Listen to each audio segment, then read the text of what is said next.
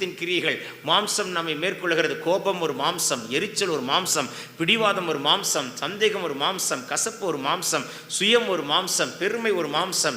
இந்த மாம்சம் உன்னை ஆவிக்குரிய வாழ்க்கையிலே வளரக்கூடாதபடிக்கு, இந்த மாம்சம் ஆவிக்குரிய வாழ்க்கையில நின்று ஜெயிக்கக்கூடாதபடிக்கு, இந்த மாம்சம் அநேக ஆத்மாக்களை கூட இழந்து போக செய்யும்.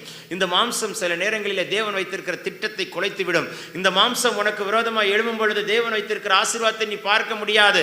இந்த மாம்சம் உனக்கு விரோதமாக எழும்பும் பொழுது கர்த்தருக்கு ஸ்தோத்திரம் உண்டாகட்டும், தேவன் வைத்த திட்டத்தை தடுக்கும், தரிசனத்தை கெடுக்கும்.